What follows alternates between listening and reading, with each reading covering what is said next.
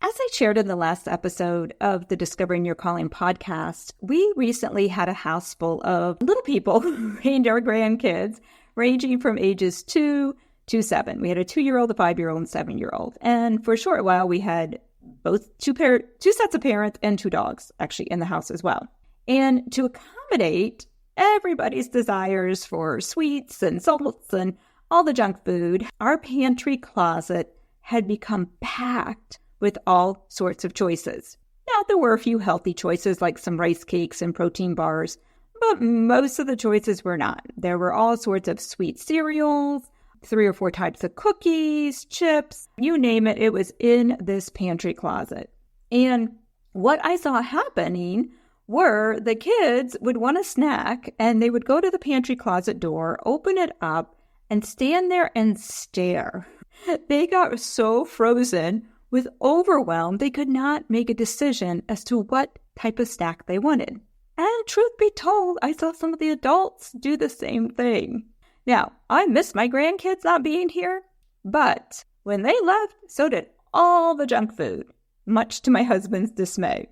And watching this decision fatigue around the snacks happen, it got me thinking about my own decision fatigue and the feelings I was having of this overwhelm and not being able to make a decision about my business or my life or anything and sliding into some bad habits. And that's what I want to talk to you today. Some things I had to work through and some hard choices that I am making.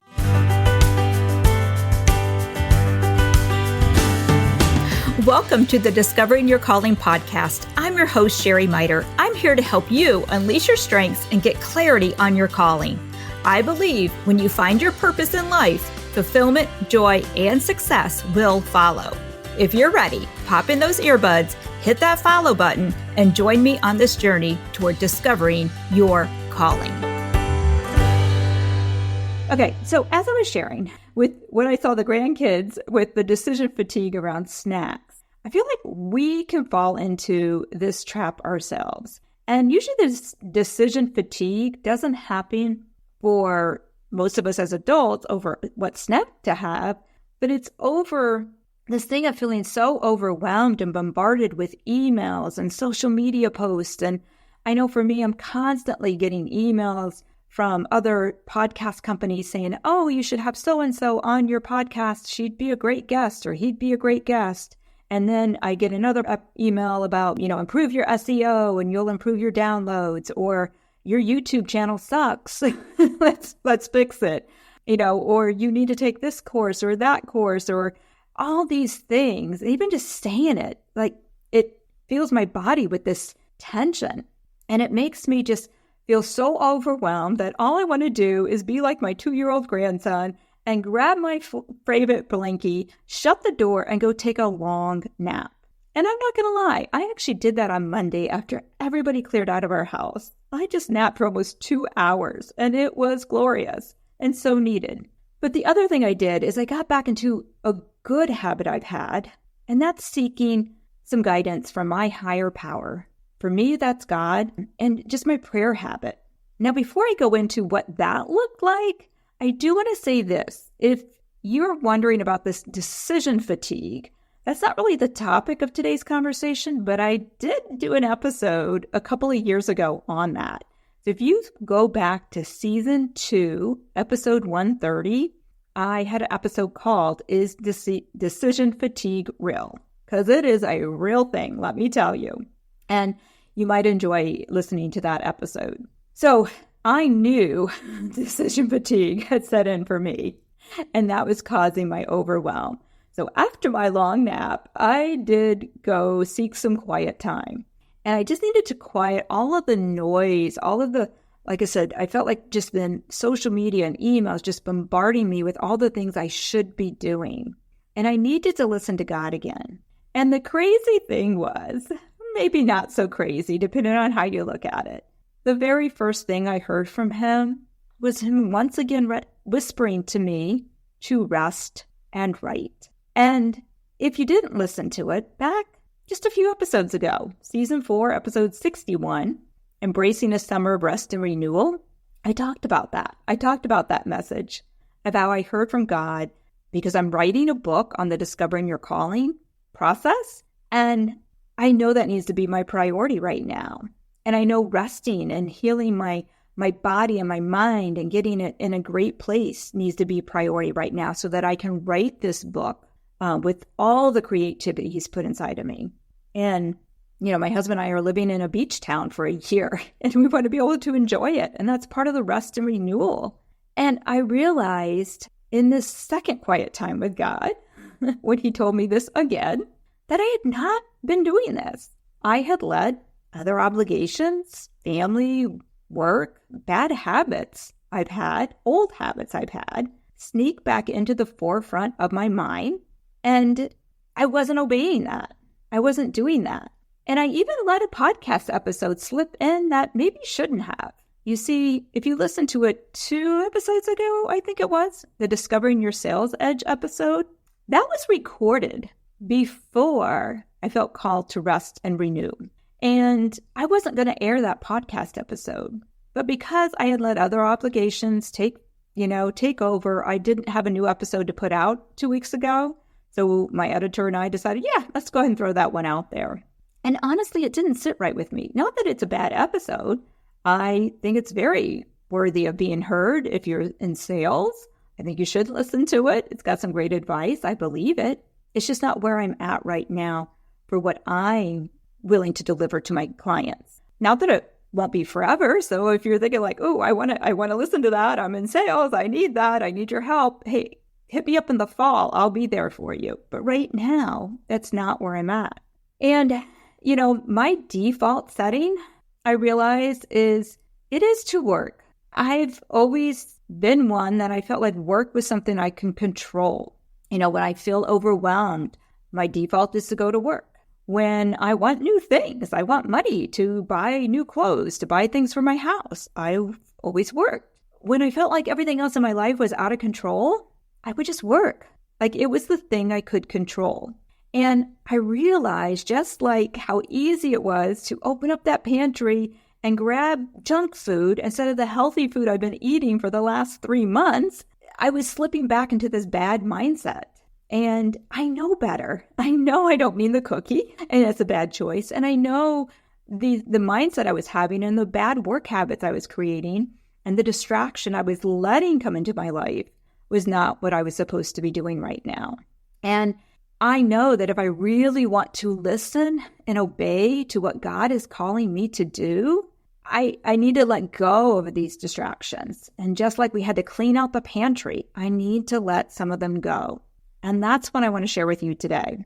But before I share the decisions I've made, the hard decisions that I'm making for the month of August, I want to share with you a verse that was also revealed to me during this quiet time. And He showed me James 4:13 through 17.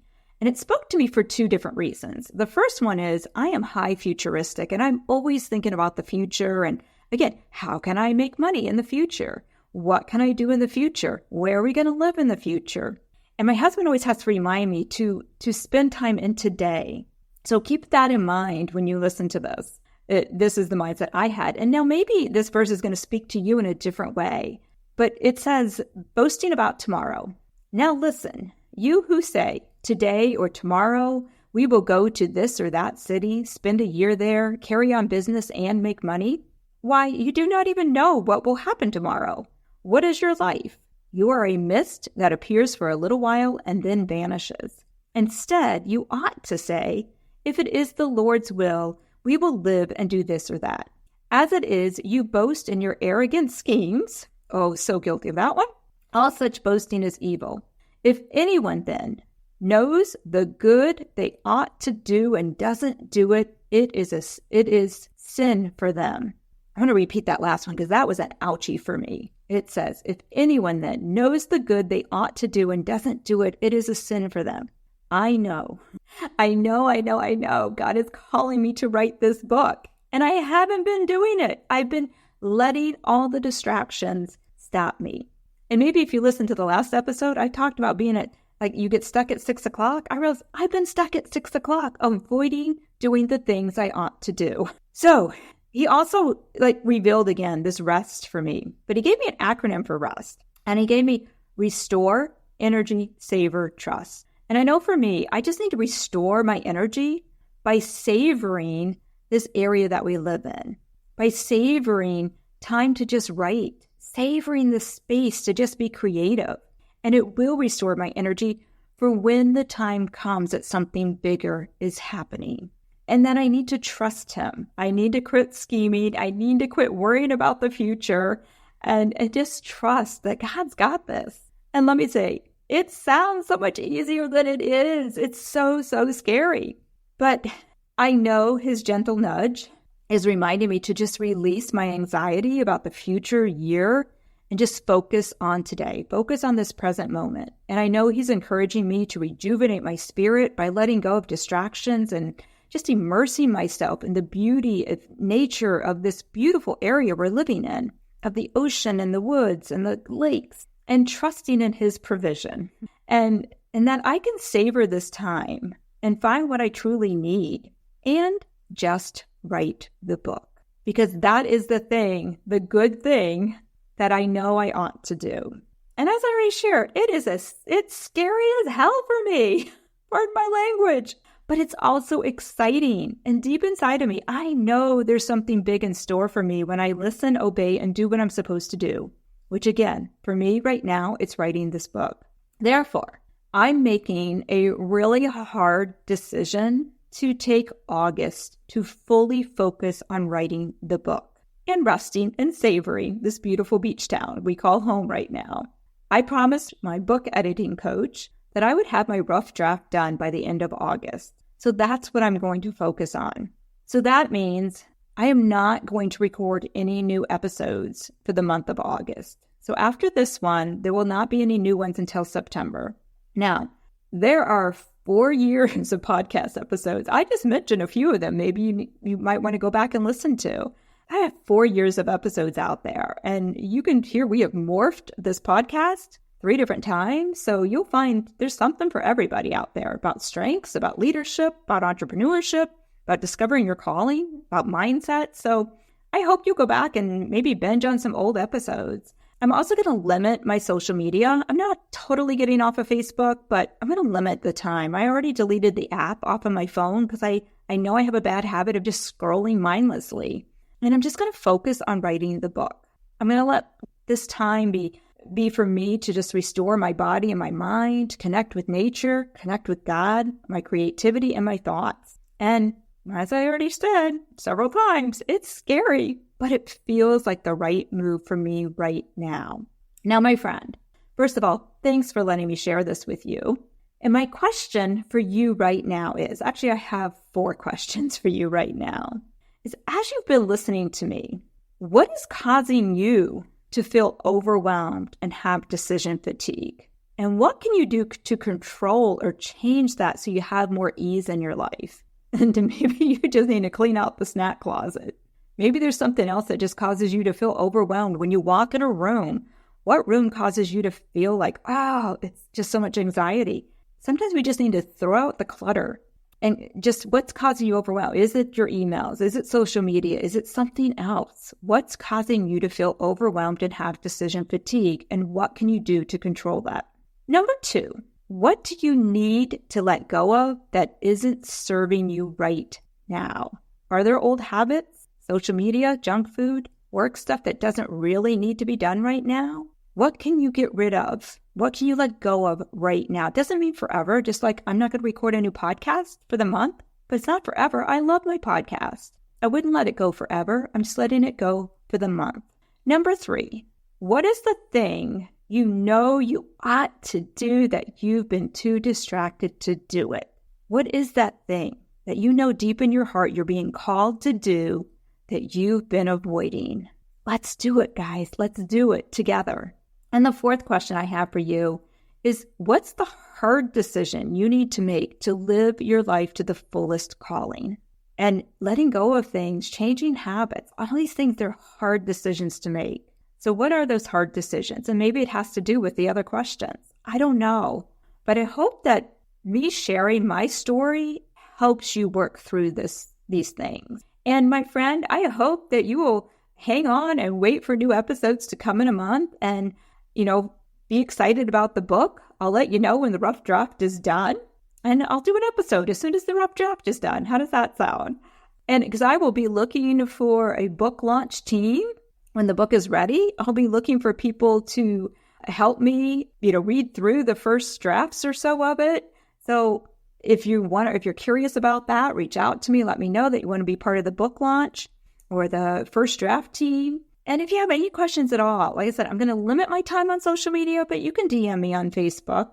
Not on Instagram, hardly at all, but DM me on Facebook. Email me at sheri@sherimiterco.com. It's SHERI at SHERIMITERCO.com, or find my website, sherimiterco.com, and you can send me a comment there. But I hope this episode blesses you, and we'll talk to you in a month. Thank you for spending this time with me. My hope is something you heard today inspires you to take action toward discovering your calling. I just have 2 favors to ask of you before you go. 1, if you found value and enjoyed this episode, please leave us a review on Apple Podcasts or Spotify, and you might hear your review read on a future episode. And 2, can you share this episode with 3 friends who will also enjoy it as much as you did? By doing these things, you will help us grow the podcast to make a bigger impact on the world. And until next week, remember, you've been created to live a life of fulfillment, freedom, purpose, success, and joy.